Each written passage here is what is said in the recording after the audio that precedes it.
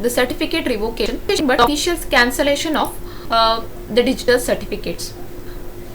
So the validity of an X.509 certificate is always contained in the certificate. So there are number of reasons why a valid certificate may actually be invalid. Suppose if you think you have received a valid certificate, just by looking at that the certificate, you cannot assume that it is a valid certificate. So to tell you about that, there are two scenarios here. The first scenario, consider here, the certificate subject Prashant was issued a certificate valid between January 2017 and December 2017. However, he quits the organization on April 1, 2017. So it is not illegal for Prashant to act on behalf of his company beyond the date of his resignation.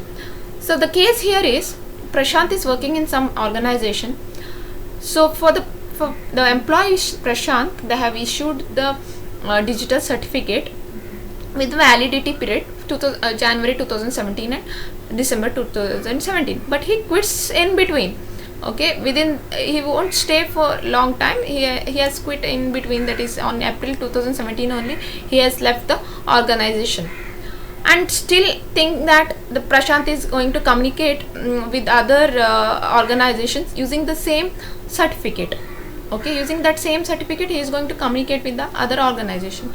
So that is not a legal act. It is illegal because he cannot act on behalf of his company beyond his resignation date. Okay, so that is, even if he has the valid certificate, it becomes invalid actually. Okay, he should not do that particular acts. Okay,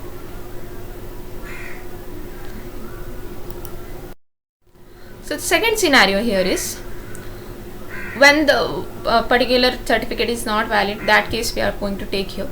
So here in the second scenario, consider a single chain of PKI. Suppose a private key of CA3 were compromised.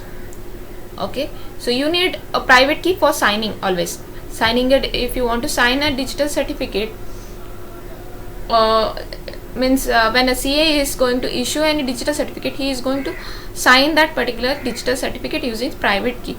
Suppose now think that CA1 has issued the digital certificate to CA3, and CA3 again issues the digital certificate to CA6 and user 1.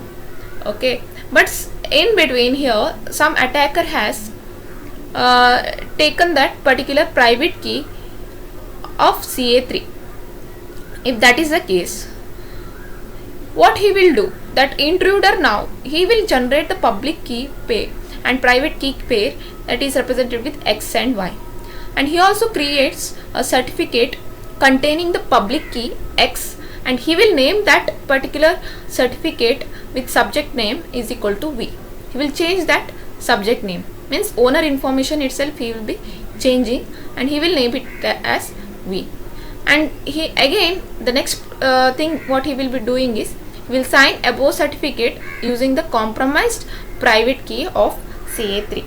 Okay, so then again that particular certificate he will issue to the users under him. So this is another scenario where the certificate becomes invalid.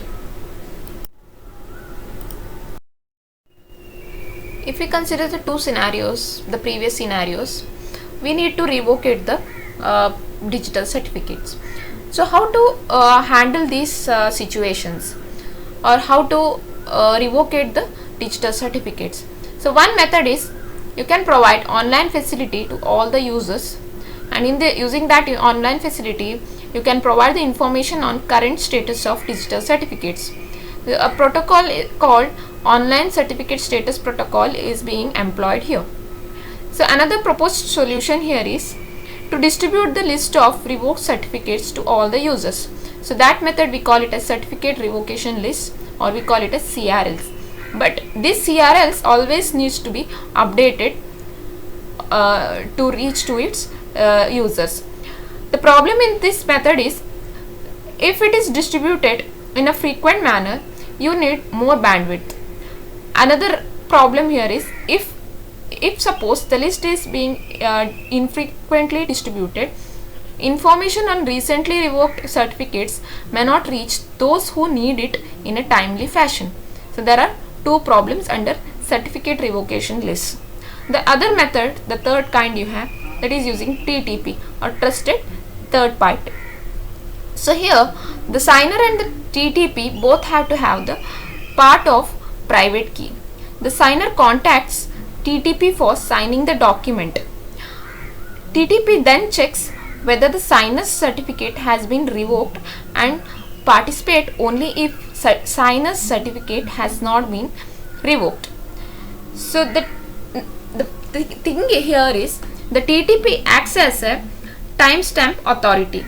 What he does is he will certify the time at which the document is being signed, so that the users will get to know that whether this particular certificate is generated in the current period or it is a very old certificate. So that information the user will be getting in the third method. Next topic in your textbook, that is identity based encryption. So here the digital certificate is a verifiable way of communicating the public key of a subject. Certificates are transmitted along with messages for the purpose such as authentication, signature verification and encryption. So certificates are being transmitted mainly for these reasons. Why they are transmitted within the users is because for the authentication purpose, signature verification and encryption purpose. Okay, so the alternative to digital certificate is IBE. IBE stands for identity based encryption. So in the paper of Shamir, so RSA stands for Reves Shamir, that Shamir is an originator of RSA.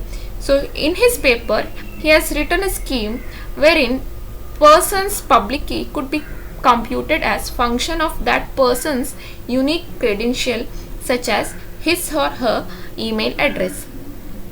But if anyone knows that email address, anyone can compute the particular public key, is it? So for instead of using that particular scheme, the Shami used another method, that is